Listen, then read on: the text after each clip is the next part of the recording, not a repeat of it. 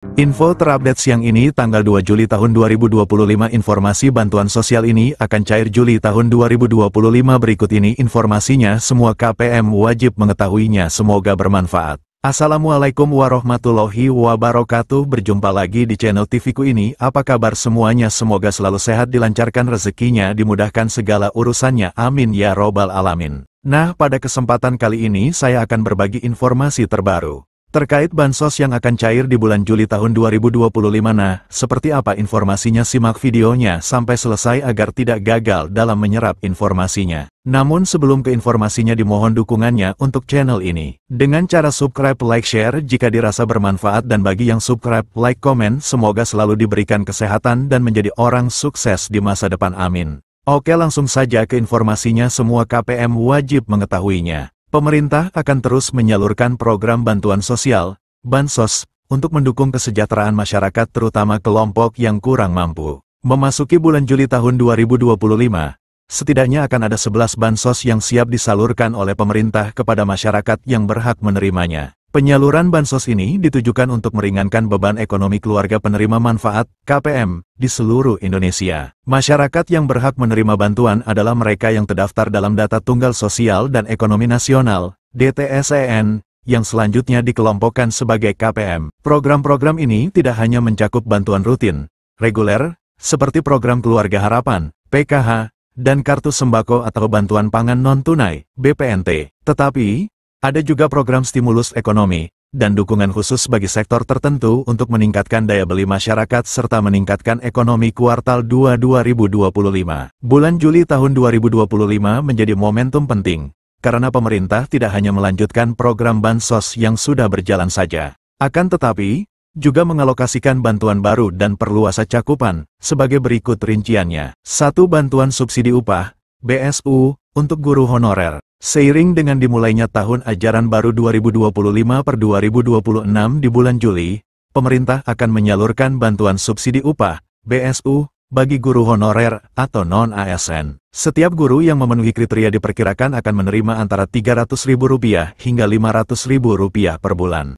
Inisiasi bantuan ini pertama kali disampaikan oleh Presiden Prabowo Subianto pada Hari Pendidikan Nasional, Jumat, 2/5, di SDN Cimahpar 5, Kota Bogor. 2. Bansos penebalan dan beras 20 kg. Program bansos penebalan merupakan bagian dari stimulus ekonomi yang ditujukan bagi KPM penerima PKH dan BPNT. Bantuan ini sebesar Rp200.000 per bulan, yang akan dicairkan sekaligus untuk 2 bulan menjadi Rp400.000. Menteri Sosial, Mensos, Saifullah Yusuf mengatakan, pada Juni tahun 2025, bansos penebalan ini sudah dicairkan kepada 405.232 KPM, seperti dilansir dari laman resmi Kementerian Sosial, Kemensos. Namun, pencairan masih menghadapi kendala data dan proses pembukaan rekening, sehingga dimungkinkan akan terus cair secara berkala hingga Juli tahun 2025. Selain itu, bansos beras 20 kg juga akan diberikan kepada KPM PKH dan BPNT. Bantuan ini merupakan gabungan 10 kg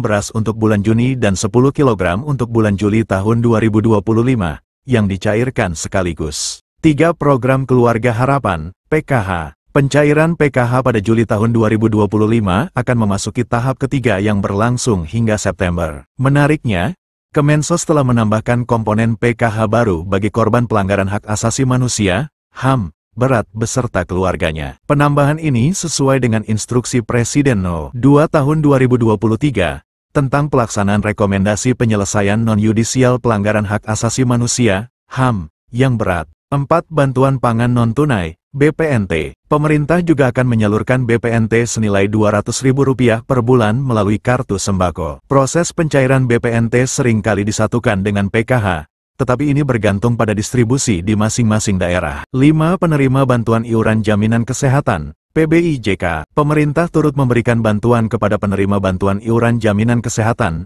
PBIJK. Pemerintah akan menanggung iuran BPJS sebesar Rp42.000 per bulan untuk setiap individu dari keluarga berpenghasilan rendah. Penerima program ini wajib terdaftar di DTSEN dan memiliki data kependudukan yang valid. Bagi peserta yang namanya tercoret, proses reaktivasi dapat dilakukan melalui tautan informasi reaktivasi PBIJK. 6. Bantuan subsidi upah, BSU, Umum. BSU ini ditujukan bagi pekerja dan guru honorer dengan gaji di bawah 3,5 juta rupiah, atau upah minimum kota, UMK, setempat. Besaran BSU adalah Rp300.000 per bulan untuk Juni dan Juli, namun akan dicairkan sekaligus sebesar Rp600.000. BSU ini menargetkan 17,3 juta penerima. Menaker Yasierli menyebutkan, pada tahap 1, dari target 3.697.836